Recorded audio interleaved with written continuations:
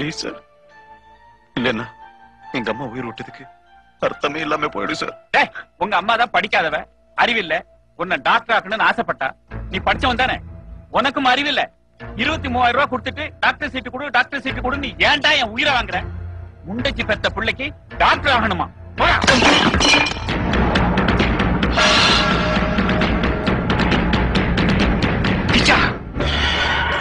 வெட்ட புறப்பட்டுட்டியா? நீ வெட்டணும்னு புறப்பட்டா எத்தனை பேரை வெட்ட வேண்டியிருக்கு தெரியுமா? இவங்கெல்லாம் வெட்ட புறப்பட்டுட்டே இருப்பாங்க.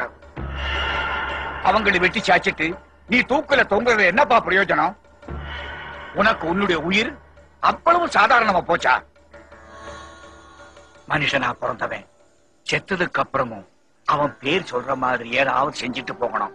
அட்லீஸ்ட் ஒரு மரத்தையாவது நட்டுட்டு போகணும். 4 பேருக்கு நிழலை கொடுக்கும்.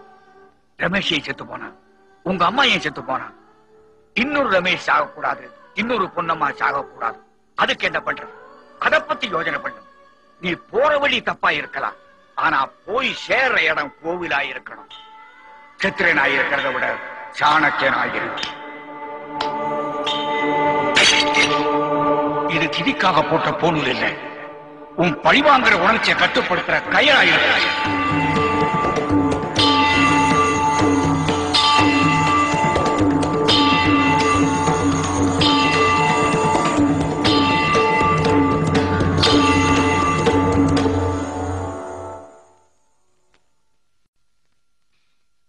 திருட்டுங்கிற தவறான பாதையில போனேன்.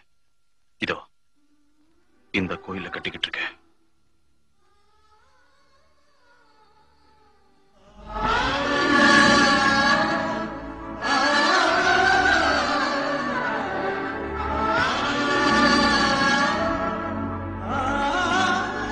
உலகத்திலே புண்ணியம் எதுன்னு தெரியுமா சுஷிலா? 1000 கோயில் கட்டுறதோ, 10,000 பேருக்கு சாப்பாடு போடுறதோ, வேட்டி சட்டை கொடுக்கறதோ இல்ல, ஒரு ஏழைக்கு படிப்பு கொடுக்கறதுதான். நான் இங்க ஒரு வருஷத்துக்கு குறைஞ்சபட்சம் ஒரு 10,000 ஏழை பசங்களை படிக்க வைக்க போறேன். அது மட்டும் இல்ல, காசு இல்லாத கல்வி, காலனா கேட்காத காலேஜ், இதுதான் என்னுடைய லட்சியம். இங்க LKGல இருந்து SLC, லா, மெடிக்கல், இன்ஜினியரிங் எல்லா கல்வியும் உண்டு. அறிவு ஆர்வமும் இருக்கிற எந்த ஏழைக்கும் இங்க இடம் உண்டு. அவ ஹிந்துவா இருந்தாலும் சரி, முஸ்லிமா இருந்தாலும் சரி, கிறிஸ்டியனா இருந்தாலும் சரி, எனக்கு கவலை இல்ல. அவ மேல் ஜாதியா கீழ் ஜாதியாங்கிற அக்கறை எனக்கு இல்ல. ஏழைங்க படிக்கணும், இலவசமா படிக்கணும்.